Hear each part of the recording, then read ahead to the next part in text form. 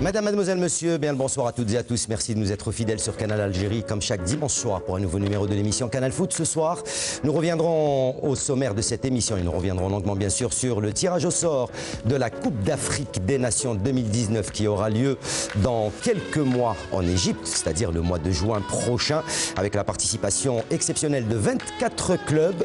Nous reviendrons également sur la Ligue des Champions et l'élimination du CS Constantine par l'Espérance de Tunis. Nous parlerons également du tirage au sort de la Coupe d'Algérie et des matchs qui vont avoir lieu ce mardi et ce mercredi, demi-finale aller de la Coupe d'Algérie. Et puis bien sûr, la mise à jour du calendrier du championnat professionnel Mobilis Ligue 1 avec 3 rencontres qui se sont disputées ce week-end et la 27e journée du championnat professionnel Mobilis Ligue 2 en compagnie de Wassila Batiche. Et pour l'occasion, j'ai le plaisir d'avoir à mes côtés ce soir pour ce numéro de l'émission Wassila Batiche présente avec nous. Bonsoir Wassila. Bonsoir Hakim. Ça va? Très bien. Prête d'attaque? Je vais bien. Je vais bien. Aujourd'hui, c'est la canne. Également présent avec nous, Touzi Djilali. Bien le bonsoir, Touzi. Bonsoir Hakim, bonsoir à toute l'équipe et bonsoir à ceux qui nous regardent ce soir. Mohamed Haouchine, le mentor de l'émission, également est présent avec nous ce soir pour ne pas nous parler. Hein, lui qui connaît bien les Coupes d'Afrique des Nations, la Coupe d'Afrique des Nations, il va nous en parler longuement. Bonsoir, Mohamed Haouchine. Effectivement, Hakim, bonsoir à toute l'équipe, à ce plateau royal. Et le parfum de la canne, ça se fait ressentir. Hein. Ça commence à arriver. C'est comme Rihat Ramadan, comme on dit. Hein. Ça arrive à grands pas. C'est le cas de le dire. Et pour ce soir, pour l'occasion, nous avons le plaisir d'avoir avec nous ce soir un grand nom du football national, un entraîneur qui a décroché un titre mondial avec l'équipe nationale militaire. Il a été entraîneur de plusieurs clubs algériens. J'ai le plaisir de recevoir ce soir à mes côtés et à nos côtés l'entraîneur Abdelrahman Mahdaoui. Marhaba bik, quel plaisir de vous avoir sur le plateau de Canal Algérie. Bonsoir Monsieur Mahdaoui. Le plaisir est vraiment partagé, un grand bonheur de retrouver un peu le plateau de Canal Algérie et surtout, avec toute modestie, toujours exceptionnellement pour notre ami Mohamed Haouchine qui incarne toute l'histoire un peu du football national. Donc un grand plaisir de me retrouver parmi vous. Marhaba bik, ça va pour vous? Plaisir hautement partagé. Hautement partagé. La question qu'on pose souvent donc à nos invités, ça va pour vous? Comment ça se passe pour Mahdaoui actuellement? Le mieux au monde, hein. À notre âge et vu ce qu'on a vécu, je pense qu'on ne peut pas espérer mieux. Actuellement, bon, pour vous informer, je suis au sein et au service du sport militaire, et en particulier avec l'équipe nationale militaire de football en qualité de conseiller. Et donc, je retrouve un peu, disons, un peu ma passion, et espérons que ça marchera. Nous préparons les Jeux mondiaux en Chine pour octobre 2019 et donc il y a toute une mission et espérons que ça sera encore une consécration, une autre consécration. Il ne faut pas charrier, il se porte comme une fleur. Là. Bah oui, il est resté jeune. C'est quoi le secret, Monsieur Mahdaoui? Vous gardez toujours le sourire, vous êtes disponible, on vous écoute souvent à la radio, vous êtes présent aussi dans les médias, vous répondez partout, toujours présent lors des plateaux de télévision, vous êtes toujours positif. Donc c'est quoi votre secret? Allez, vous allez nous le dire. Le secret, peut-être, c'est mon éducation, peut-être là pour en revenir un peu à la réalité, c'est l'effet peut-être de mes parents, de mon père en particulier, qui m'a peut-être orienté vers l'optimisme, parce que souvent, il m'a conseillé à être toujours optimiste dans la vie. D'une part, bon, de l'autre part, je dirais peut-être c'est aussi le fait de rencontrer des gens comme vous, c'est un peu la connaissance des hommes et de notre entourage de football. On a appris beaucoup de choses et on a appris à être ambitieux, à être toujours présent, à être utile. Et là, ma grande pensée va aller à mon ami, à mon frère Hamid Zouba, et qui est constamment souvent ensemble. Et aussi, ceux qui nous ont enseignés pour nous mettre à la disposition et être utile un peu à la société. Donc, que ce soit sur le plan social, sur le plan religieux, sur le plan même professionnel, Dieu nous a créés pour être au service de ceux qui nous réclament. Et donc, on essaye d'être agréable à tout le monde. En tout cas, cette qualité vous a beaucoup aidé avec le contact avec les joueurs lorsque vous étiez en équipe nationale. Effectivement, c'est un peu ça aussi. Nous avons un métier assez disons, quelque chose je pars sur le plan positif, quelque chose de formidable. Nous sommes constamment remis en cause. Nous sommes constamment à la recherche du meilleur et nous sommes, à chaque saison, nous avons de nouveaux joueurs, donc de nouvelles têtes, de nouvelles mentalités et on essaye de guider cette jeunesse-là vers le droit chemin, vers le progrès, vers la performance, vers les résultats, vers les victoires.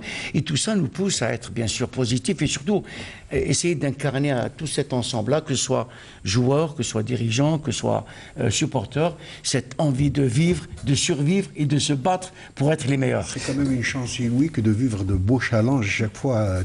Ah oui, c'est ça un peu, peut-être qui nous pousse à...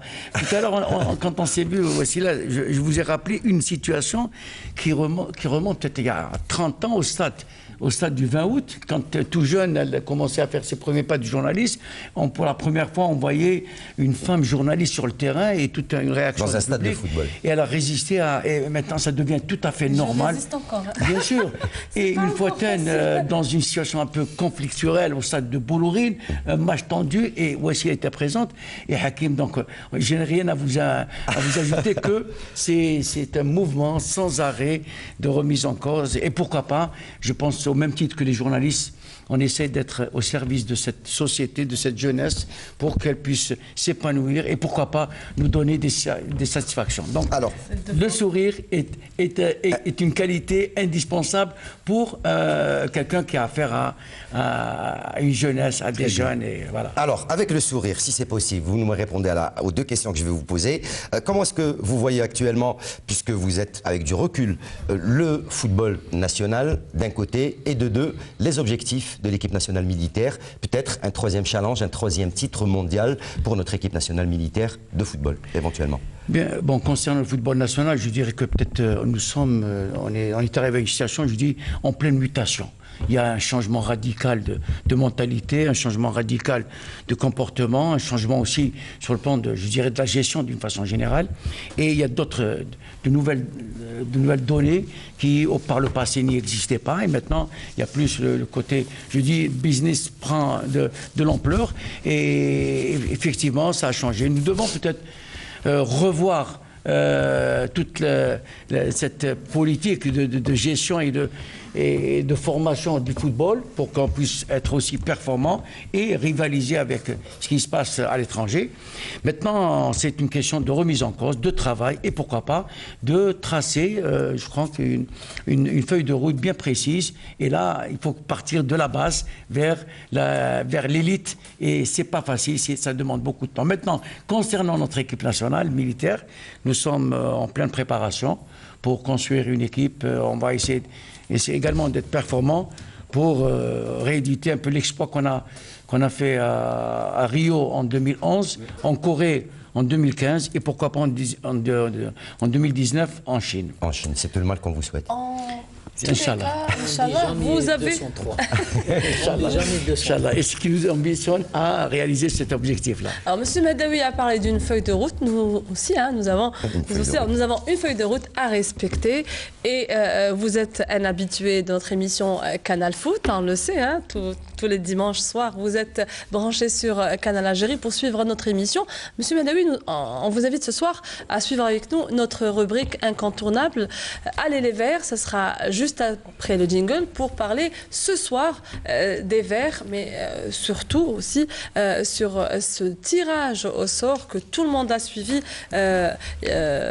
samedi dernier. Donc, où il y a eu beaucoup de surprises, beaucoup de belles choses. En tout cas, restez branchés avec nous. Ce sera juste après le jingle.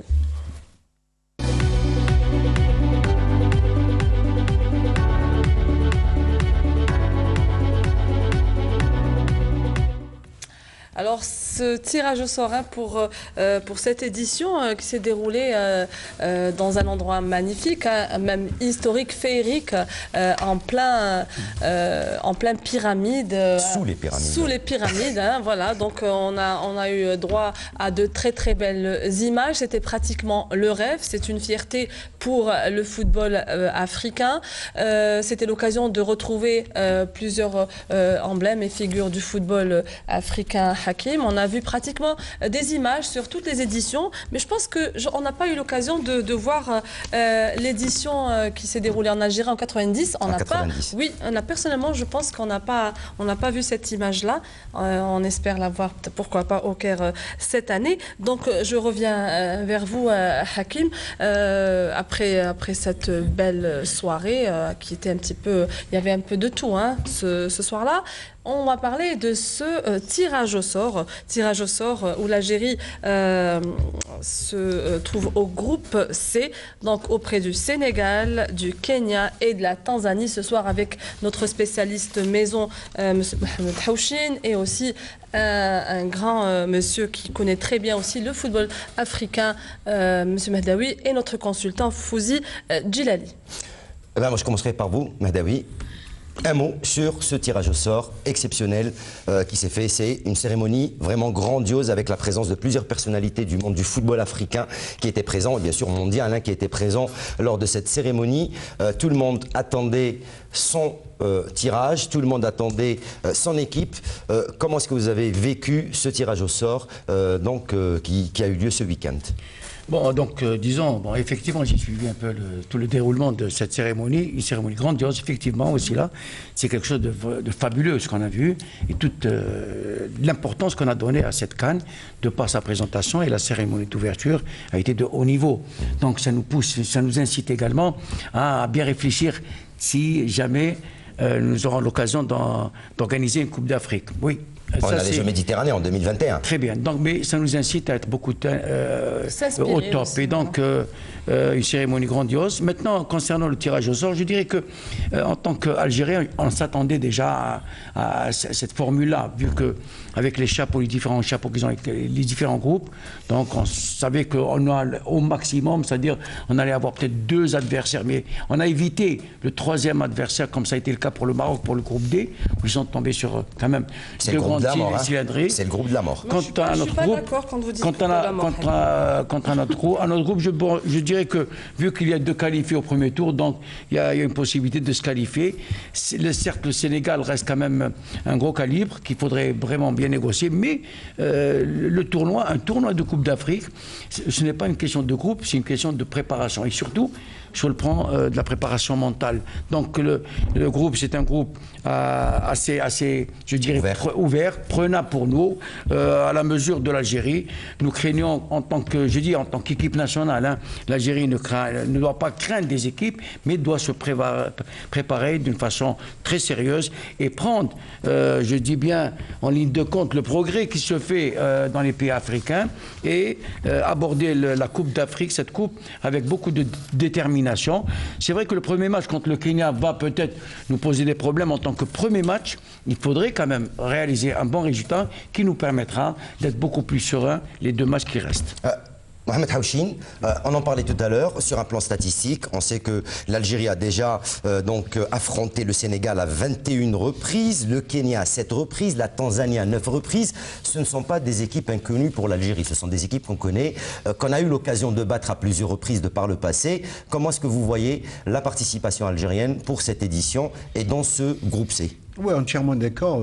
Quoique, personnellement, moi, j'ai toujours évité le piège des statistiques. Parce que Mahdaoui est là pour nous le rappeler. Une compétition ne ressemble jamais à une autre. Un match ne ressemble jamais à un autre. Donc, on a pu battre ou se faire battre à l'époque. Mais aujourd'hui, la réalité, elle est là.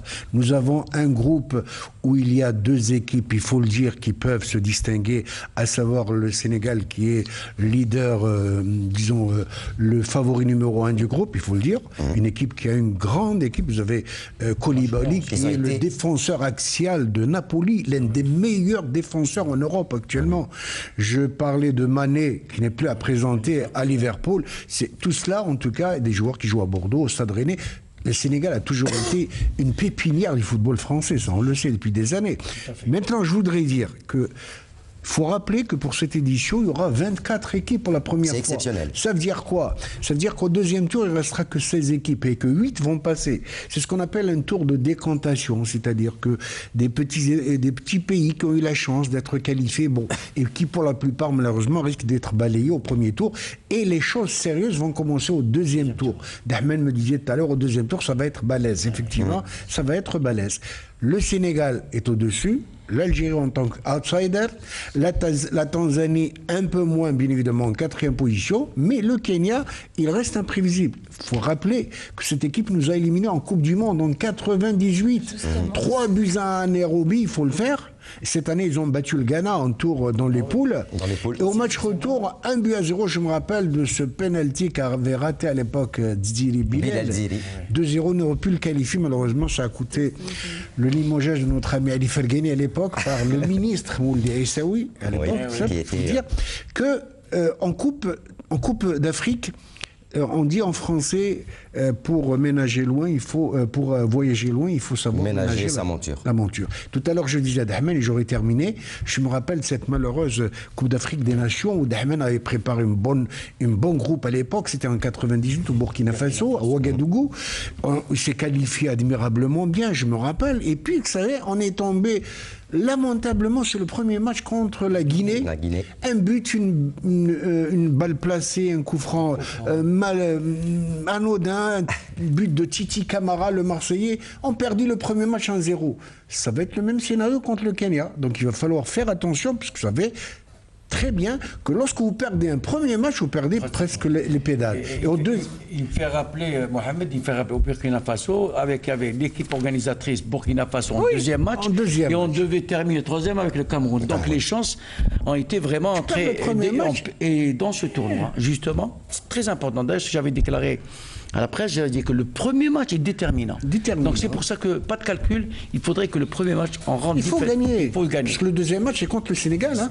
Moi, juste pour contredire un petit peu Mohamed Hawchin, on dit qu'il n'y aura que des grosses écuries qui risquent de passer au deuxième tour, c'est ce que disait, alors qu'on voit lors de cette Coupe d'Afrique des Nations, des équipes Touzi Djilali, des inconnus, pour la première fois qu'ils arrivent, la Mauritanie, le Burundi, qui sont présents et qui se sont très très bien comportés lors des éliminatoires, des équipes qui sont inconnues au bataillon, mais qui risquent de faire très très mal.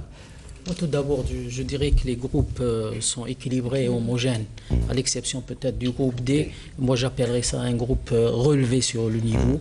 Je dirais pas groupe de la mort, mais c'est un groupe relevé. Mais je pense que les favoris, les tonnerres de cette compétition vont passer au premier tour. Moi, je dirais que notre équipe nationale a toutes les chances de passer. Là, il faut jouer beaucoup plus sur la première place.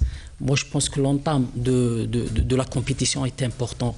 Une victoire serait importante par la suite, parce que je pense que la première place, ça va jouer entre l'Algérie et le Sénégal, et le match entre l'Algérie et le Sénégal va déterminer la première place, parce que ce classer premier, c'est peut-être le deuxième tour, on aura un adversaire d'un calibre moins important que passer en deuxième position. Je pense que pour notre équipe nationale, partir dans la peau d'un outsider est important. Il ne faut pas partir favori, parce qu'on aura tout le monde qui va être branché sur nous. Ouais. Et ça va être donc le je cas. pourrais que outsider, ça va jouer au deuxième tour sur une qualification directe, je pense que notre équipe nationale a toutes les chances d'aller le plus loin possible.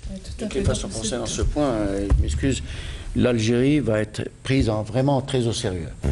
Quelle que soit la situation, quand toutes les équipes africaines, même arabes, le fait de se rencontrer en coupe, on va vraiment nous prendre en sérieux. Et je préfère plutôt partir vraiment en véritable champion que d'aller dans une position un peu de faiblesse.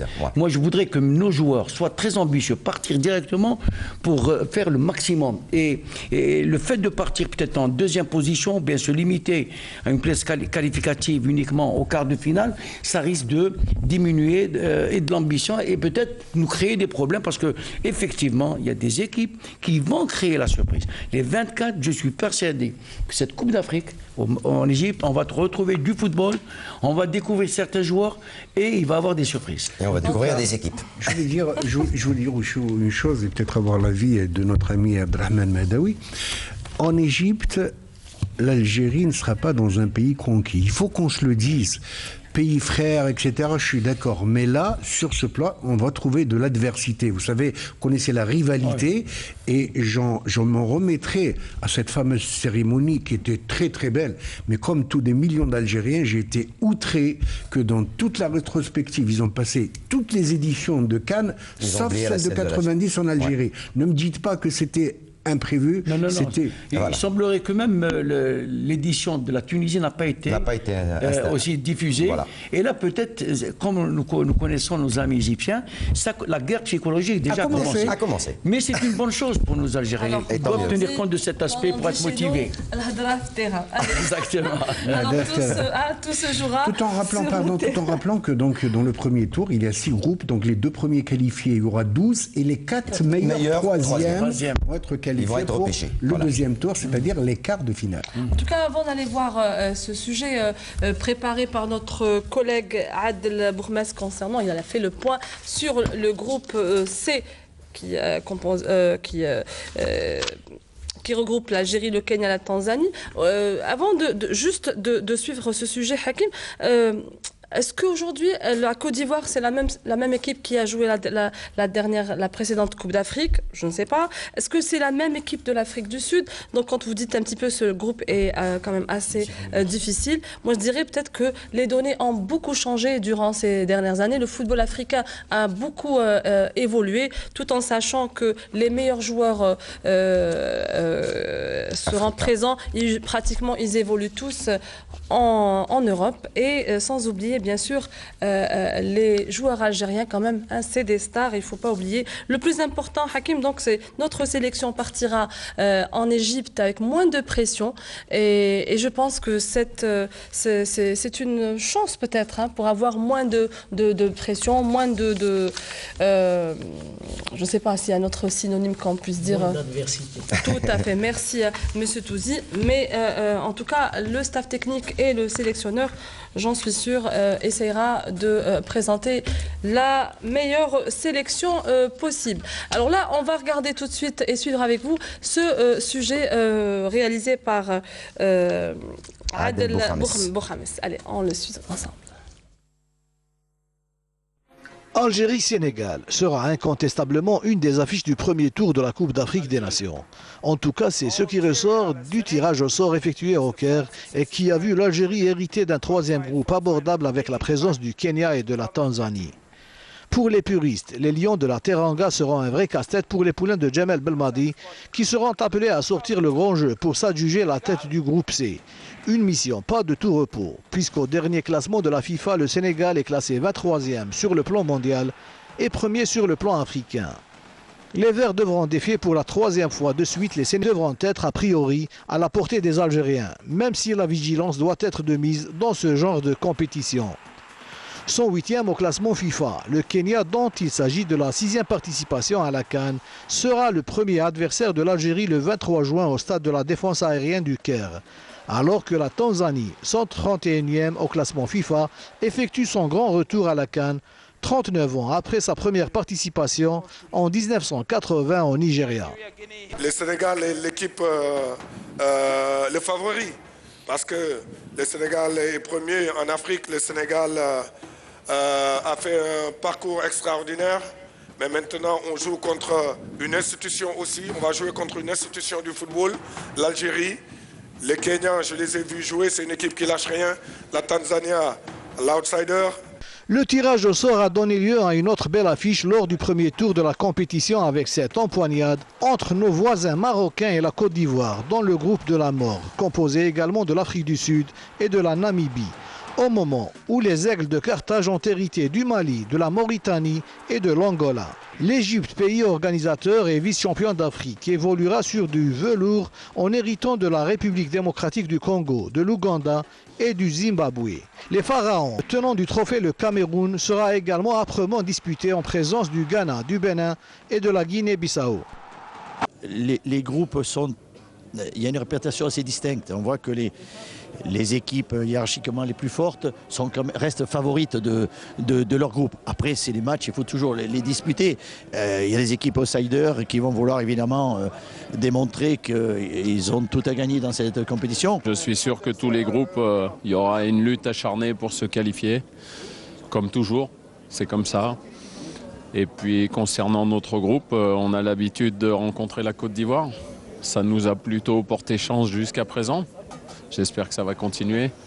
Malgré le nouveau format, il y aura toutefois des absents notables lors de cette édition, comme le Gabon de Pierre-Emerick Aubameyang, le Togo d'Emmanuel Adebayor ou encore le Burkina Faso, finaliste en 2013 et troisième en 2017. Et voilà donc pour ce qui était de ce sujet concernant donc les groupes de cette Coupe d'Afrique des Nations. Et pour l'occasion, nous avons également avec nous au téléphone le manager général des équipes nationales, Hakim Medden, qui était présent en compagnie de Khaireddine Zetchi et du sélectionneur national Djemal Belmadi. Hakim Medden, bien le bonsoir. Hakim Medden. Bonsoir Hakim, bonsoir Hakim, bonsoir. Allô. Allô, oui, je vous écoute. J'ai dit bonsoir Hakim, bonsoir aux invités, aux consultants et un bonsoir spécial à M. Haouchi, mon frère M. Haouchi.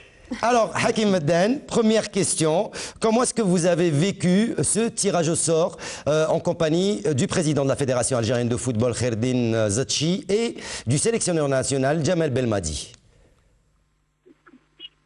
On a vécu comme on doit, je veux dire que c'était passionnant de savoir dans quel groupe on va tomber avec nos adversaires. Mais dans l'ensemble, je pense que ça a été, on dira après le match, après la qualification, Inch'Allah, on va dire, parce que ça a été un bon tirage ou un tirage pas bon, parce que ça ne sert à rien d'avancer des trucs. Surtout nous, les dernières années, on s'emballe trop vite et souvent on revient vite à la main. Alors pour vous, un groupe à la portée de l'équipe nationale algérienne, ou est-ce qu'il y a quand même quelques surprises qui se cachent derrière? Il va falloir faire très très attention aux adversaires de l'Algérie lors de cette CAN 2019. Oui, je viens de vous le dire. Le problème, c'est qu'on joue la meilleure équipe d'Afrique, qui est le Sénégal. C'est eux les favoris du groupe. Il y a le Kenya et la Tanzanie. C'est vrai que la Tanzanie, ça fait 30 ans qu'ils ne sont pas qualifiés pour la phase finale. Le Kenya, ça fait aussi un moment. Mais vous êtes bien placé pour savoir que, en théorie, on peut dire ce qu'on veut. Mais la réalité, c'est le terrain. C'est le terrain qui va définir les nations qui vont passer. Ça ne sert à rien de trop s'enflammer, de dire que c'est un groupe facile. Rien n'est facile dans le football, surtout actuellement en Afrique. On voit il n'y a pas de petites nations et de grandes nations, et des exemples, vous connaissez, le dernier exemple en date, c'est le fait de la Zambie, que personne n'avait donné cher, mais bon, ils ont été champions d'Afrique. En tout cas, Monsieur Hakim Medden, je pense que c'est aussi l'occasion pour vous et pour un petit peu le staff, un petit peu de préparer votre QG, votre point de résidence où se déroulera, où restera l'équipe nationale pendant, sera hébergée l'équipe nationale durant cette CAN 2019. Et quelle a été peut-être un petit peu la réaction des joueurs de l'équipe nationale après ce tirage au sort?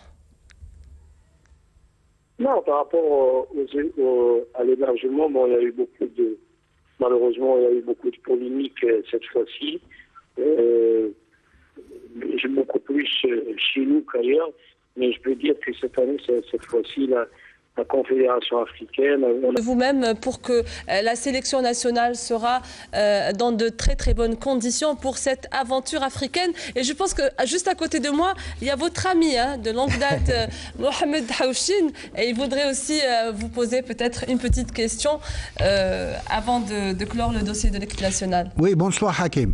Mon ami, sans parler à M. Haouchi. Ah, voilà. Non, je voulais juste rectifier pour dire c'est pas mon ami. Vous voulez. Attends, M. Hakim, ils veulent me créer des problèmes. moi. Demain, on se voit. Demain, je vois Boudama, après, on se voit TV. Hakim, juste une petite question. On va jouer les matchs du premier tour dans deux stades différents. Le stade du 30 juin de la défense aérienne au Caire et celui du stade de Salem. Est-ce que vous avez cherché à connaître certainement l'état des pelouses? C'est très important.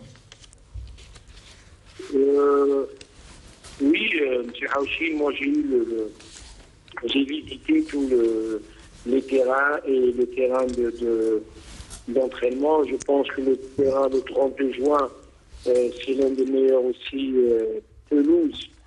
C'est une très bonne pelouse ici au Caire, après le stade Le Caire international que j'ai eu aussi le plaisir de visiter aujourd'hui. Et le terrain de Salem, il est moins performant que celui du 30 juin, mais vous savez, ça c'est une phase finale, il y a pire. On a pris l'habitude, et vous le savez très bien, puisque vous avez fait pas mal de campagnes africaines, soit avec la GSK, soit avec la sélection nationale. Les conditions en Afrique, c'est beaucoup plus pire qu'ici en Égypte. Je pense qu'en général, il y a quelques soucis, mais en général, je pense que tout le monde s'en sortira. Ok, merci, bon retour. Je pense que, bon, Hakim Medden, merci beaucoup d'avoir été avec nous. On va continuer à parler donc de cette Coupe d'Afrique des Nations avec Monsieur Mahdaoui, qui vous passe le bonjour, qui est avec nous également. Et bien sûr, Touzi Djilali, qui est présent avec nous, qui vous souhaite un très très bon courage et bonne chance à l'équipe nationale et à vous et à tout le staff technique pour cette Coupe d'Afrique des Nations. On aura encore l'occasion, bien sûr, d'en reparler dans un prochain rendez-vous. Merci, Hakim Medden. Merci à vous, merci.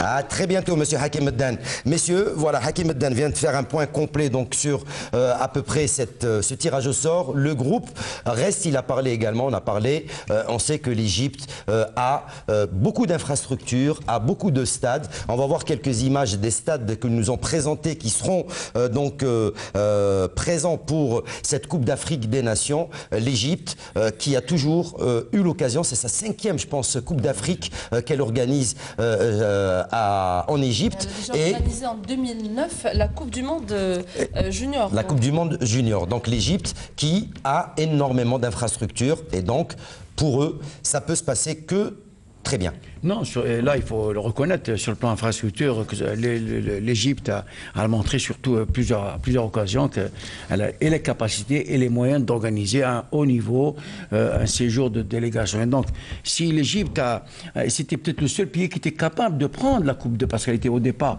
programmée au Cameroun, et en si peu de temps, en espace de 2 mois... Alors, on va voir les images des quelques stades et donc quelques hôtels. Cette décision d'organiser la Coupe d'Afrique avec 24 équipes, et parce qu'elle a présenter et les moyens et les possibilités de pouvoir réaliser quand même une bonne Coupe d'Afrique. L'infrastructure existe, les terrains, effectivement, l'Égypte, ça a été tout le temps une nation très avancée sur le plan sportif. Les moyens existent, humains, matériels, et donc c'est un peu à l'avantage de l'Afrique et pourquoi pas, peut-être aussi pour l'élévation un peu du niveau. Je pense que l'Égypte va nous présenter une Coupe d'Afrique d'un haut niveau. Touzi ? Oui, le fait de jouer en Égypte, c'est déjà un atout pour notre équipe nationale. C'est un avantage en plus par rapport au climat aussi, par rapport aux infrastructures qui existent dans ce pays. C'est un pays qui est en avance sur le plan infrastructurel, donc c'est très important pour nous et pour notre équipe nationale. Mohamed Haouchine, le dernier mot pour vous concernant les infrastructures? Oui, mais c'est connu, Dahman vient de le dire, tout comme Djilali, effectivement, l'Égypte est quand même un grand pays, de beaux stades, plusieurs stades, des hôtels, c'est important aussi, les infrastructures hôtelières, mais sur le plan donc, de la logistique et des infrastructures sportives, moi je suis confiant que ça va être certainement une grande Coupe d'Afrique des Nations. Avant de clore donc ce dossier, le dossier de l'équipe nationale et la CAN 2019 organisée en Égypte, je vous invite à suivre avec nous le tableau de cette compétition. Il y en a les deux. Tableaux, plusieurs. Voilà. Donc le groupe A, le groupe B, le groupe C, le groupe D, le groupe E et enfin le groupe F. Donc le groupe A, Égypte, République du Congo, Ouganda, Zimbabwe. Le groupe B, Nigeria, Guinée, Madagascar, Burundi. Le Le groupe C, où se retrouve l'Algérie, le Sénégal, Kenya, Tanzanie. Le groupe D, Maroc, Côte d'Ivoire, Afrique du Sud, Namibie. Groupe E, Tunisie, Mali, Mauritanie, Angola. Groupe F, Cameroun, Ghana, Bénin et la Guinée-Bissau. Voilà donc pour ce qui était de cette Coupe d'Afrique des Nations. On va changer bien sûr de compétition alors qu'on voit donc les trois autres groupes. Africaine. Ça reste toujours une compétition africaine alors qu'on est en train de voir les trois autres groupes avec le Maroc, Côte d'Ivoire, l'Afrique du Sud et la Namibie, mais également la Tunisie, Mali, Mauritanie, Angola, Cameroun, Ghana, Bénin et Guinée-Bissau. On passe à une autre compétition. Toujours continentale africaine, c'est la Ligue des champions d'Afrique. Quart de finale retour, le CS Constantine qui devait impérativement aller chercher une victoire à Tunis au Stade Rades face à l'Espérance de Tunis, défaite au match aller 3-2. Et on va parler donc de ce match retour juste après le jingle de la Ligue des champions d'Afrique.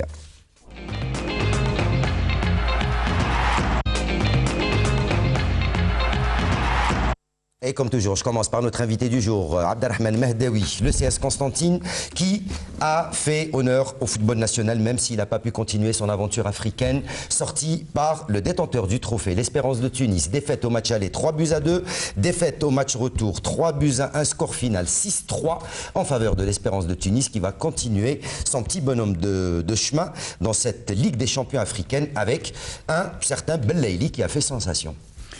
Effectivement, bon, c'est vrai que le parcours est assez honorable pour une première participation, mais je dirais que en tant qu'Algérien, en tant que... C'est dommage. C'est dommage parce que c'était aussi une occasion, tenant compte un peu de l'adversaire, de pouvoir aussi arriver à jouer une finale. Et peut-être c'est une déception parce que la déception vient que l'élimination a été faite, je pense, qu'au match aller où notre équipe, le club sportif de Constantine n'a pas su comment gérer une équipe et le fait de perdre à l'aller, les chances de qualification étaient très compromises. Bien sûr, sur un club aussi expérimenté que le LES Tunis, et ça n'a pas été raté. D'ailleurs, au match retour, ça devenait presque une formalité pour le club de Tunis. Mais il faut quand même admettre que, je dirais qu'il y a quand même un pincement au cœur. Le CSC, vu cette envergure, vu je dirais cet état d'esprit qui règne au sein de ce club et avec les possibilités en public, et je pense que le club du CSC a raté une occasion de s'affirmer sur le plan continental. Oui, effectivement, mais l'équipe quand même, personnellement, quand on a vu le parcours et les résultats et cet engouement populaire, on avait l'impression qu'on était très proche du sacre. Effectivement, ce n'est pas tous les ans qu'on puisse arriver à ce stade-là. Néanmoins, parcours honorable, malheureusement, inachevé et un peu déçu parce qu'on espérait beaucoup. Le CSC était le seul club qui représentait l'Algérie et donc il y a un peu un pincement au cœur, un peu de déception. Mais un bon vent pour les prochaines échéances, Inch'Allah. Touzi. Moi, je confirme ce qu'il a déchiré, il a tout dit. Moi, je pense qu'il ne faut pas oublier qu'ils sont tombés sur le tenant du titre. Donc, c'est une équipe très expérimentée dans cette compétition. Et en secondo, c'est qu'ils ont peut-être perdu le match lors du match aller. À Constantine, au stade Shahid Hamlaoui. Ouais. Mais dans l'ensemble, c'est une participation réussie, c'est une expérience bénéfique, surtout pour une première participation. Je pense que ça a été honorable. Hawchin.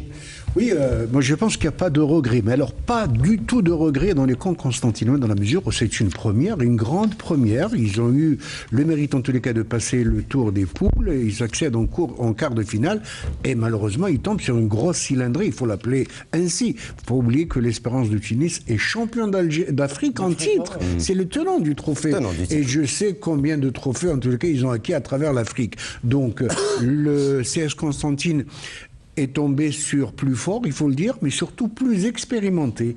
Le cœur, vous savez qu'en football, lorsque Dahman dit qu'il y avait de l'engouement, c'est vrai, mais vous savez qu'en football, l'engouement, le cœur, ça ne suffit pas. Il y a l'expérience, et sur le plan expérience, malheureusement, à l'aller, comme l'a dit M. Mehdaoui, le CS Constantine, quand vous perdez à domicile, c'est très difficile de renverser la vapeur au retour, surtout lorsqu'on a affaire à l'Espérance de Tunis. Ajouter à cela qu'il y avait des problèmes d'effectifs, Rahmani, le goal titulaire, blessé, et Liman hier, malheureusement, il a prêché, il a eu beaucoup de courage, mais il a prêché par de la naïveté et un peu d'inexpérience, surtout sur le troisième but. Ajouter à cela une pièce, un pion essentiel au milieu de terrain, c'est l'Amri qui a manqué hier, et il a manqué aux côtés de Yeto et de Haddad, l'ancien joueur de Tejna. Ça n'a pas suffi, et la grande bataille, ça a été au milieu de terrain. Un doublé de Bguiri en 23 et 27e minute de jeu, et les jeux ont été faits, mais en tous les cas, moi je dis bravo au CS Constantine qui a représenté dignement le football algérien. Dahman ? Je voulais uniquement ajouter, c'est vrai que peut-être, je me pose la question, est-ce que nos clubs vraiment se préparent justement à ce type de compétition pour justement éviter de parler d'expérience, de vécu, sachant qu'on a pour la saison prochaine abordé une compétition aussi d'une telle envergure. Je pense que les dirigeants algériens doivent aussi penser au recrutement pour pouvoir ramener cette expérience, ce vécu, et pourquoi pas recruter des joueurs qui ont vécu cette Coupe d'Afrique pour pouvoir arriver à un stade. Maintenant, si à chaque année, il y a un renouvellement de l'effectif, on va se retrouver toujours en difficulté, comme ça a été peut-être le cas de l'USMA, on arrive près de la fontaine, mais on ne boit pas, voilà le problème. En tout cas, nous, on est très optimistes, M. Mehdaoui, du moment qu'il y a quelques années, l'Algérie pratiquement ne participait plus à ce genre de compétition. Aujourd'hui, l'Algérie a participé avec quatre équipes. Un grand bravo pour l'équipe de Nasser Houssindey, l'USM Blabès, qui est sorti très tôt de la compétition, et aussi pour cette équipe du Sud, la GS Saoura. Donc, je pense qu'il y a un travail quand même qui se fait, et que ces clubs à chaque édition essaye d'avoir le maximum d'expérience, et nous l'avons constaté cette saison avec la GS Saoura, le Nasser Houssindey, et aujourd'hui avec cette grande équipe. Bravo pour le CS Constantine. Je vous invite aussi là pour suivre une autre compétition, une compétition très très importante, et comment dirais-je, elle est tellement belle cette compétition. Il s'agit de Dame Coupe. Restez avec nous, nous allons parler du programme et des prochaines rencontres juste après le jingle.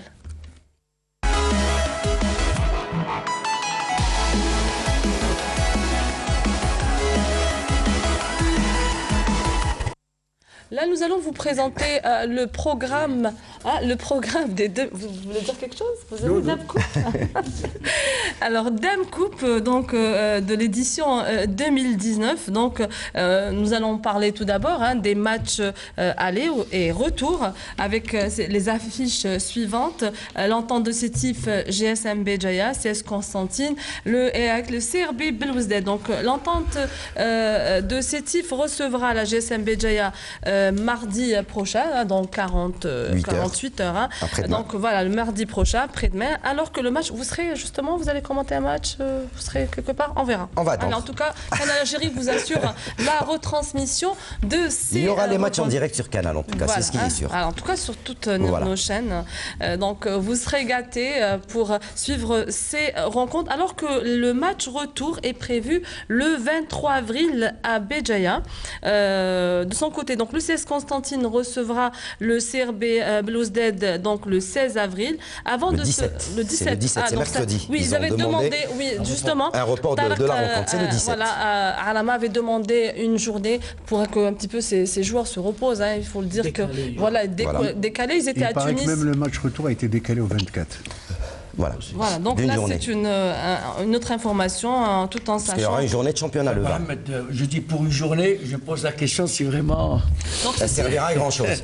Ceci, messieurs, permettra c'est ce qu'on appelle de récupérer de son retour de Tunisie. Donc, pour le calendrier, donc, les dates, c'est mardi et mercredi.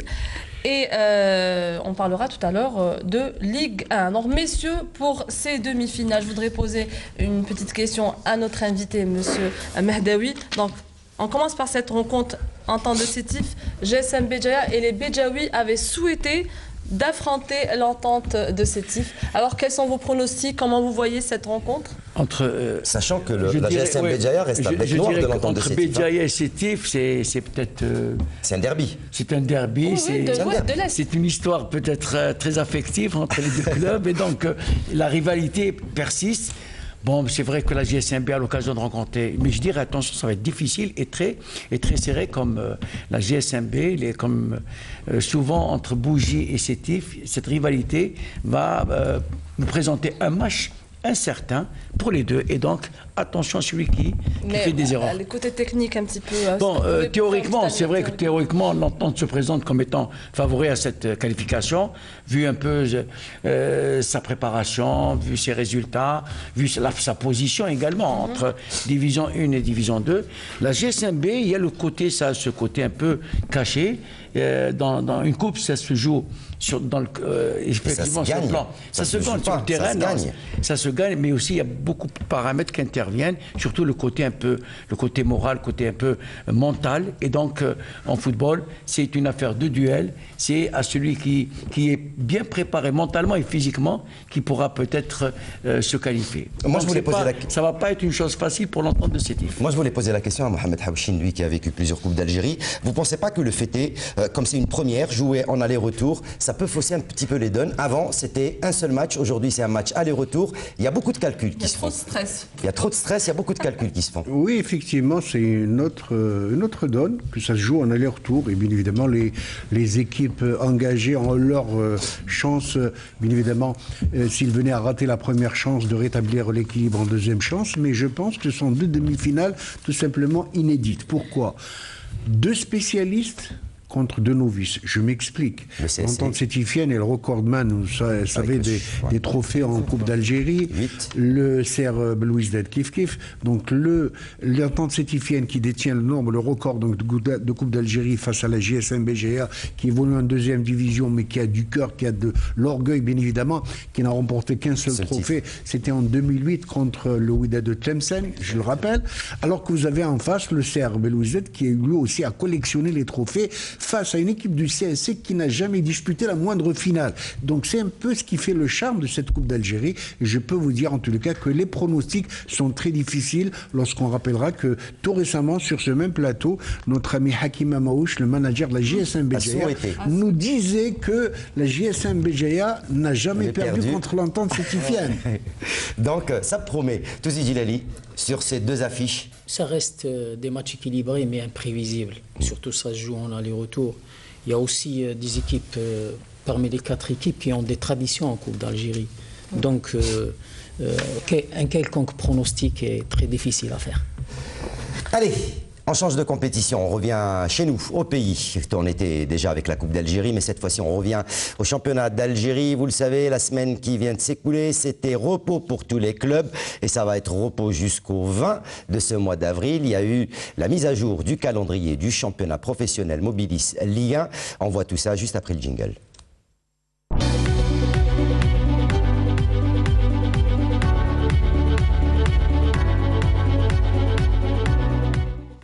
Alors Hakim, pour cette mise à jour de la 22e journée, la moisson a été vraiment très faible. Donc 3 matchs, il y a eu un seul but enregistré, c'était entre le MCA, le MCO, DRB Tejlan CRB et l'USM Blabès face au Nasr Hosseini. Et voilà, donc je le disais, c'était la mise à jour. On va voir ces 3 rencontres en images, à commencer par la confrontation entre le Mouloudia d'Alger et le MC Oran. Un seul but a été inscrit dans cette rencontre. Il est l'œuvre de Frioui, 84e minute de jeu, Touzi Djilali. Le Mouloudia qui s'impose dans son match de mise à jour face au MCO. Sur le plan technique, c'était un match juste moyen. Donc, avec un penalty raté pour le MCO, on est en train de le voir. Peut-être je dirais que la victoire pour le MCA a été inespérée par rapport au contenu qu'elle a fourni ce jour-là. Le MCO, certes, ils ont perdu peut-être minimum un point, parce qu'ils avaient l'opportunité au moins de revenir avec le match nul. Ils ont raté l'occasion de marquer un penalty à la fin de la première mi-temps. Je pense que ça a été le tournant du match. En deuxième mi-temps, peut-être l'équipe du Mouloudia a été plus entreprenante sur le plan offensif. Ils ont eu cette opportunité, ils ont cru, ils ont marqué un but aux dernières minutes de la seconde mi-temps. Mais je pense que le MCA a gagné 3 points et le MCO a perdu minimum 1 point. Mehdaoui, rapidement, sur ce match. Bon, c'est un match, bon, c'est vrai que sur le plan qualité technique, il semblerait que c'est un match vraiment très fade. Et donc, mais il y a aussi le stress du résultat. Et donc, les deux équipes et l'ensemble, de toute façon, c'est la fin de championnat. Je dis, le stress l'emporte sur la qualité. Maintenant, attention, les points ont leur valeur vraiment importante. C'est vrai que le MCO est en danger et le MCA peut-être risque de s'approcher du podium. Allez, pour le second match, on va aller du côté de Mohamed Haouchin avec le Difa Tajnant qui recevait le Shabab Riadi de Belouizdad et le Difa Tajnant qui rate une occasion de se sauver de cette zone rouge des relégables.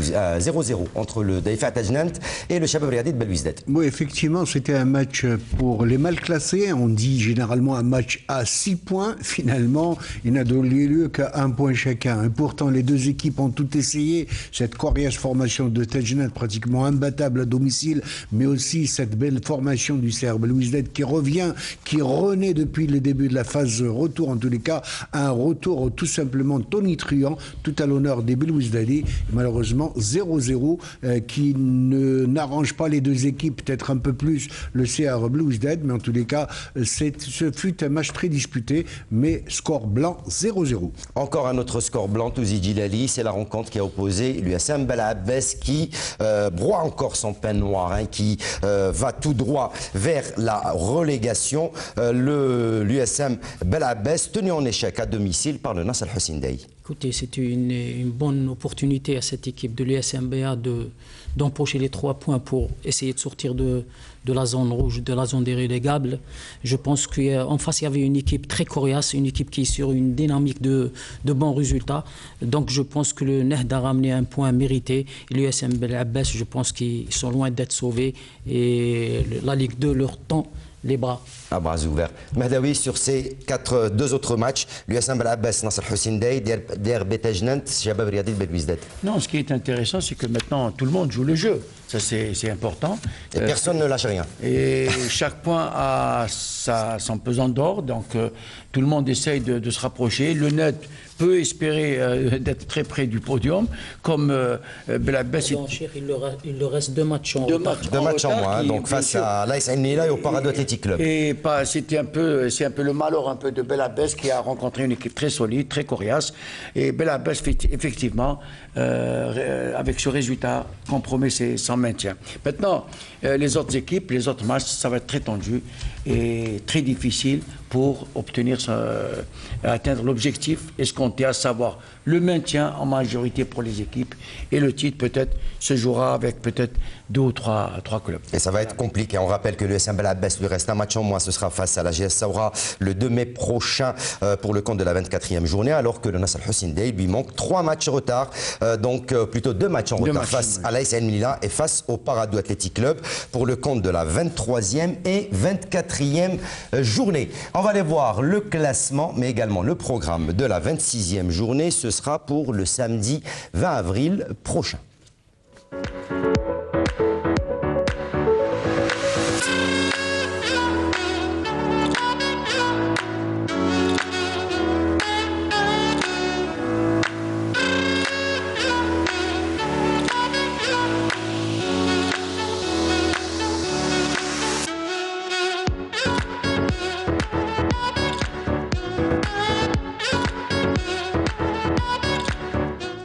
Allez, voilà donc pour ce qui était de cette Ligue 1. Juste avant de passer à la Ligue 2, rapidement un petit tour avec l'équipe type de la semaine qui fait son retour donc depuis la semaine dernière dans l'émission Canal Foot, cette fois-ci avec Touzi Djilali qui nous propose le 11 et l'entraîneur de la semaine. On va voir ça en sa compagnie et en images. Touzi Djilali, c'est à vous votre choix pour cette semaine sur l'équipe type de la semaine du 14 avril 2019. Écoutez, pour composer cette équipe type de la semaine, je me suis basé sur les 3 matchs en retard. Donc il n'y avait pas de journée de championnat. Donc ça a été difficile de composer, mais quand même on a réussi à le faire. Bon, j'ai mis une équipe en 4-3-3 avec comme gardien Boussouf du Net. Il a été toujours l'ombre de Merbah Gaya depuis qu'il l'a remplacé. Donc ce gardien, il confirme, il a de l'assurance, il a de la sérénité. Donc il s'impose dans cette équipe. Ça fait 3 matchs qu'il n'a pas encaissé de but. Donc j'ai mis en latéral droit, j'ai mis Hleimia, c'est le joueur du MCO. C'est un défenseur qui a cette disponibilité sur le plan défensif et sur le plan offensif. C'est un joueur très technique qui a cette faculté d'aller de l'avant. Il a de la justesse et de la qualité sur ses centres. Sur le côté gauche, j'ai mis l'Amara du MCA. Il a fourni un grand match contre le MCO, un grand volume de jeu, un joueur qui est toujours porté vers l'offensif, qui donne souvent de la solution sur le côté gauche. Les axios, j'ai mis Tougaï qui confirme. C'est un jeune plein de talent qui ne cesse de progresser, une marge de progression très importante. Il a de la qualité, je pense qu'il a le profil d'un défenseur d'avenir. À côté, j'ai mis Kuddet du CRB. Depuis qu'il joue, il est régulier dans ses performances, il confirme, il donne une certaine sérénité, une certaine rigueur sur le plan défensif au niveau de cette équipe du CRB. Au milieu de terrain, j'ai mis Diang du MCA. Combativité, c'est le taulier du milieu de terrain, il a cette combativité, ce grand volume de jeu, cette faculté de récupérer et d'aller de l'avant pour casser les lignes. J'ai mis sur ce côté droit Bousmaha du Net. C'est un joueur très discipliné sur le plan tactique, très adroit, très bon dans la construction, dans l'orientation, et aussi il crée ce lien entre les milieux de terrain et les attaquants. Côté gauche, j'ai mis Amada du MCR. Qualité technique, habilité, excellent pied gauche, très précis dans ses passes. Il a aussi cette faculté d'aller de l'avant. J'ai mis sur le côté droit le Selmi du CRB. Il a cette faculté de donner du rythme et de l'intensité au match, et il est très habile techniquement, et même sur le plan du repositionnement en perte du ballon, il est excellent. Côté gauche, Tebbi. C'est le gars qui provoque à chaque fois, c'est le gars qui a cette faculté d'éliminer son vis-à-vis, il a cette possibilité de jouer des deux pieds. J'ai mis sur le côté en pointe Frioui. Frioui, c'est malgré qu'il manque de temps de jeu, mais c'est un joueur très mobile, très polyvalent, il a le sens du but, le sens de placement, il a cette justesse et cette habilité technique. Le coach, j'ai mis Amrani, depuis qu'il est là, il a métamorphosé cette équipe du CRB, et dans le contenu de jeu, dans la régularité, dans l'équilibre de cette équipe, dans les 3 compartiments. Et pendant cette phase de retour, l'équipe du CRB, peut-être... C'est métamorphosé. Non, la phase retour d'un vrai champion. Elle a fait une phase retour d'un vrai champion. Donc, il a su comment placer son message, comment faire passer son message. Je pense que c'est l'entraîneur de la semaine, et le CRB ne perd pas ces derniers matchs. La vision du journaliste Mohamed Hawchine, avant de voir avec le coach Mahdaoui cette équipe type de la semaine. Bon, écoutez, je ne vais pas être méchant avec notre ami Djilali. Il a à peu près recentré les joueurs qui sont illustrés toute la semaine. Moi, j'aurais peut-être mis le joueur milieu offensif du Derby Tejnat Ben Saha, qui est en train de flamber actuellement, et qui, comme coach, on a cité d'autres ces derniers temps. J'ai beaucoup de respect, beaucoup d'estime pour lui. J'aurais mis Mohamed Makhazni pour ses débuts, son retour. Il est un jeune entraîneur, un jeune technicien. 3 matchs, 2 victoires, qui dit mieux. Mahdaoui. C'est vrai que je ne l'ai pas mis parce que le dernier match, le derby, il a perdu. Voilà, il a perdu le derby. Non, de toutes les façons. Oui, mais j'ai dit sur 3 matchs, il a pris 2 victoires. Oui. Moi, je dirais que je suis quand même assez content de voir cette équipe parce que là. Par rapport aux 3 matchs généralement, en retard. Hein. Oui, non, notre ami Djilali a tenu compte uniquement des 3 matchs. Mais moi, je suis très content. Enfin, j'ai aperçu quand même qu'on est assez objectif dans le choix et dans l'évaluation. Quand je retrouve le jeune Selmi, par exemple, que j'ai vu rarement, mais c'est quelqu'un, effectivement, c'est un jeune espoir qui peut vraiment percer dans le futur. Également, Hleimia, un arrière latéral moderne qui m'a impressionné dernièrement. Chaque fois que je vois, c'est un joueur qui donne espoir, et peut-être c'est des exemples. Effectivement, je vois que c'est une équipe très encourageante et très objective. Merci Mahdaoui. Voilà donc pour ce qui était de cette Ligue 1. On passe tout de suite à la Ligue 2 avec la 27e journée du championnat professionnel Mobilis Ligue 2 en compagnie de Wassila Batiche. C'est comme toujours juste après le jingle.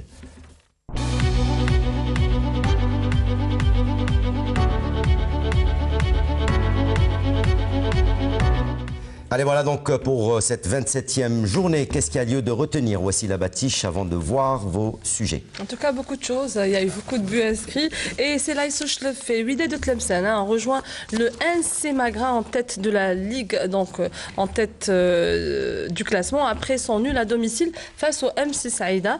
Tandis qu'en bas du classement, la lutte s'annonce féroce pour éviter la relégation entre un trio composé du MC Saïda, l'USM Al-Harrach et l'Azmo d'Oran. Alors sans plus tarder, je vous invite à suivre avec nous le premier bloc avec 3 rencontres, le NC Magra MC Saïda, le S Mostaganem Laiso Shlef et le Wydad de Tlemcen face au RC Kouba. Le NC Magra a été accroché à domicile par le MC Saïda sur le score de 1 but partout. Les poulains de Abbès avaient pourtant bien débuté la partie, mais les données ont changé juste avant la fin de la première période et plus précisément à la 42e minute de jeu. Bouflih inscrit le premier but, soulage ses coéquipiers qui luttent pour le maintien. Après l'ouverture du score, les locaux ont réussi à égaliser à la 85e minute avant la fin de la rencontre par Haggaz.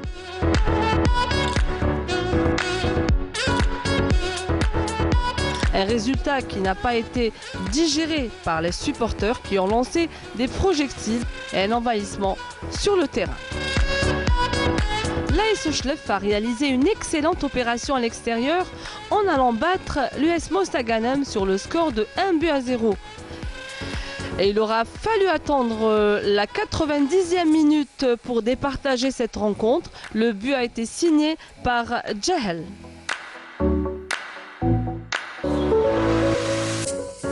Le Wydad est co-leader avec les 2 premiers du classement, en l'occurrence le NC Magra et l'AS Shlef. Ce dernier a souffert pour dominer le RC Kouba, classé au bas du tableau avec 25 points. La victoire a été signée par Messoudi à la 7e minute.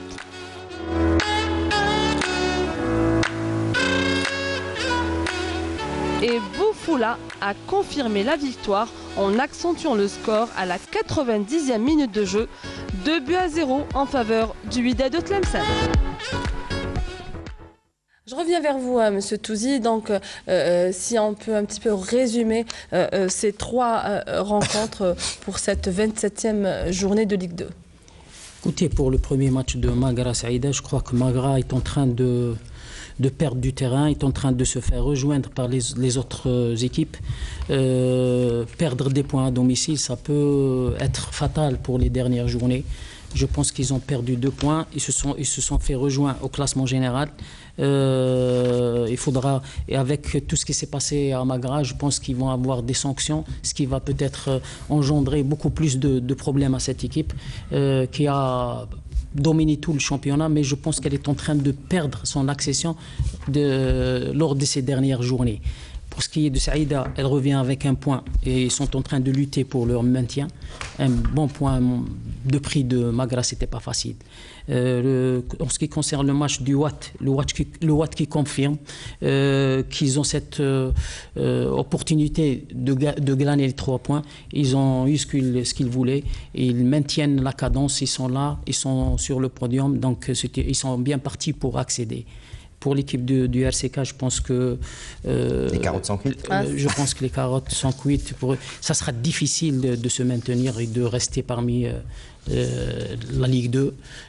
Pour ce qui est du match de l'ASO, ils sont allés ramener une précieuse victoire de Mostaganem et c'était pas facile, surtout devant une équipe de Mostaganem qui lutte elle aussi pour son maintien en Ligue 2. Donc je pense que ça soit Chlef ou Tlemcen sont bien partis pour accéder. Merci M. Touzi. Là, je vous invite à suivre avec nous ces images préparées par notre collègue Smaïl Belkhaïdia de Constantine. C'est cette rencontre entre le MC L'Alma et l'US Biskra où on a enregistré 5 buts. Je vous invite à regarder ce petit résumé.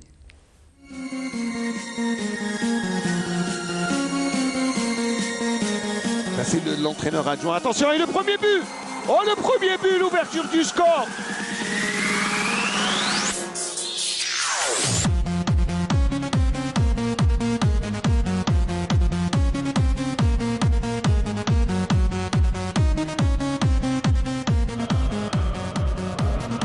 Il joue directement et le ballon est renvoyé. Oh, le deuxième ballon et c'est l'égalisation. L'US Biskra qui égalise.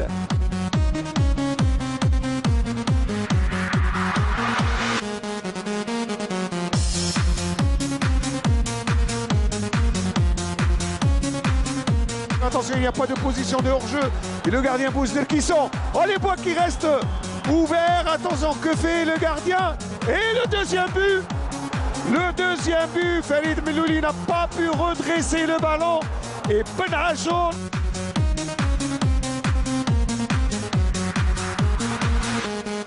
Melouli, l'accélération de Belal. Il passe Belal, attention. Belal le centre et l'égalisation. L'égalisation de Elma dans le dernier quart d'heure. Msadia ou plutôt Benachour. Oh, le troisième but. Le troisième but pour Biskra et Benachour, l'auteur d'un doublé. Monsieur Madawi, c'est dommage qu'une si belle rencontre s'est jouée à huis clos, mais il y avait quand même du monde sur les gradins. Oui, enfin, c'est un match aussi qui se présentait déjà difficilement. Une équipe Biskra qui cherchait bien sûr par tous les moyens le résultat pour essayer aussi espérer accéder. Et une équipe d'Alma qui, un peu, disons, qui avait cette notion un peu de pouvoir résister et aussi donner seulement sur le terrain. Ben, on a vu quand même 5 buts, des matchs à bouleversement. Et donc, disons que le meilleur a gagné. Et quand vous parlez de bouleversement, moi je veux dire 2 mots. Le football est curieux et cruel en même temps. Je veux dire pourquoi. J'ai suivi le multiplex de cette journée. À un certain moment, le NC Magra menait contre le Mouliyad Saïd à hockey. La 4e équipe, vous savez qu'il faut voir les 3 qui vont accéder. Surtout le 4e, il faut le prendre à distance. C'est l'équipe de l'US Biskra. Vous savez qu'à un certain moment, le NC Magra menait contre Saïda. Ils avaient 50 points. Et l'équipe de Biskra était menée à l'Alma. Ils avaient que 43. Il y avait 7 points de différence. Vous savez qu'à ce moment-là, le NC Magra avait presque les 2 pieds au national 1. Et puis, patatras, tout s'est cassé, tout s'est effrilé. Les Saïda qui égalisent contre Magra. El Alma Biskra qui rétablit, qui gagne El Alma incroyable. L'ASO Tlemcen, et c'est ainsi qu'on se retrouve avec 3 leaders à 48 points. Et le 4e larron, il est juste à 2 points, c'est l'US Biskra. C'est fou le football. Et c'est dommage pour cette sympathique formation du NC Magra avec ce qui s'est passé. C'est tout à fait regrettable, malheureusement, par la faute de certains supporters écervelés. L'équipe de Magra ne méritait pas un tel désastre. La suite des rencontres de Ligue 2 pour cette 27e journée, ce sera avec ces 3 rencontres. Nous allons les suivre ensemble. L'Asmodoron continue sur sa lancée avec des résultats positifs en battant l'USM Annaba 2-0. Et c'est Farhi qui offre cette belle victoire à la 5e.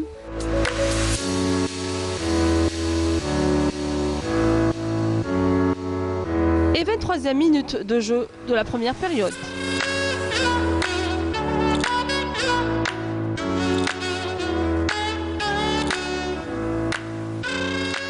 L'USM El Harash a dominé logiquement la lanterne rouge, l'USM Blida, qui prépare déjà sa saison prochaine en Ligue amateur. Sur le score de 3-0, grâce notamment à un doublé de Boumchra à la 24e minute. Puis, à la 60e 65e minute.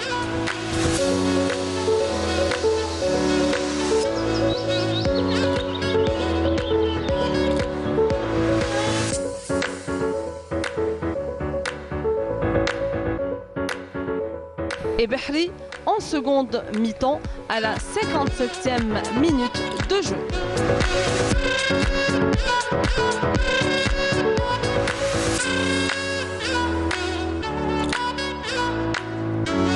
Enfin, le RC Relisen qui ne lâche pas le trio de tête en s'imposant à domicile face au ML Boussaada, 3-0, avec des réalisations signées Hillel 11e.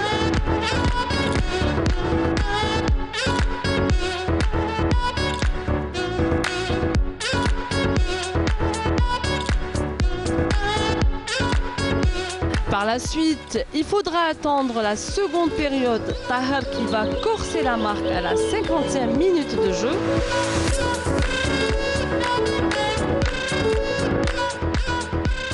Et Hellel qui va attendre la 68e pour marquer son doublé et offrir la victoire au Rapide de Relisen.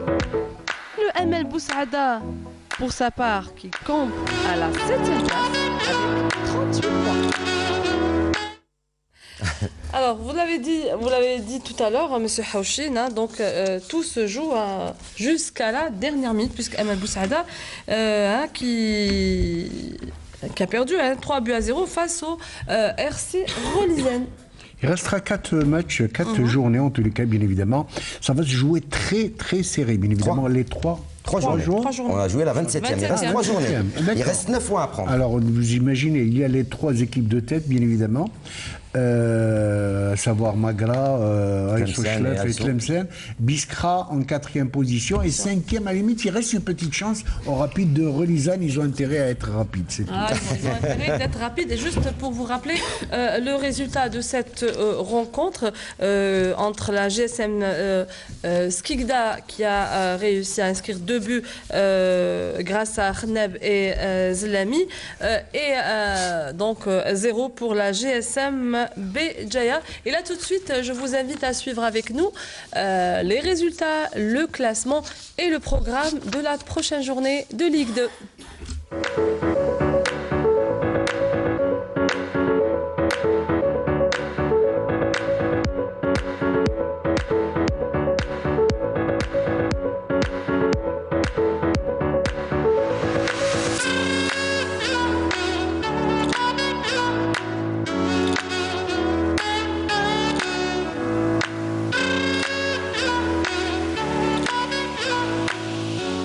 Et voilà donc, c'est avec le programme de la Ligue 2 qu'on arrive à la fin de ce numéro de l'émission Canal Foot pour ce dimanche. Le temps pour moi de remercier tous ceux qui étaient parmi nous ce soir. Commencez par Rachida Batiche, merci. Merci.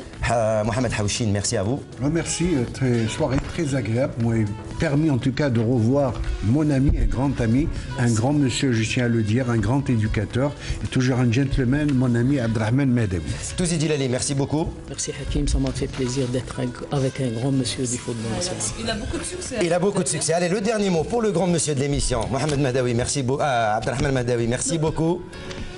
Et le dernier mot pour vous. C'est un devoir, je n'ai pas... Enfin, remerciez-moi, je crois. Je pense que moi, le plaisir, ça a été d'assister avec vous. Merci, le plaisir est pour nous. Vraiment, parce que le Canal Algérie est très, très cher pour moi. J'ai été consulté à un certain moment. Mais le plus, c'est... Vous me donnez l'occasion de saluer tous mes amis à travers votre chaîne. Et je vous dirai à la prochaine et bonne réussite. Eve. Un grand bonjour à tonton Hamid Zouba. Voilà, un grand merci. Merci beaucoup. Un grand merci. Voilà, pour ceux qui n'ont pas eu l'occasion de suivre ce numéro de l'émission Canal Foot, n'oubliez pas la page Facebook, la page YouTube, mais également le www.tv.dz pour voir ou revoir les programmes de la télévision algérienne. Sur ce, je vous dis merci à vous, merci à toute l'équipe de la Régie 2 d'avoir veillé à la retransmission de ce numéro de l'émission Canal Foot. À leur tête, Amel Ben Batouche, notre réalisatrice, Youssef Issad, notre script, mais également Stoul, Manou et toute l'équipe de la Régie 2. Jusque-là, je vous dis, passez un agréable moment à la suite des programmes de Canal Algérie. Ciao, bonsoir et prochain rendez-vous sport avec Mokhtar Hamani ce lundi à partir de 16h50. Bye.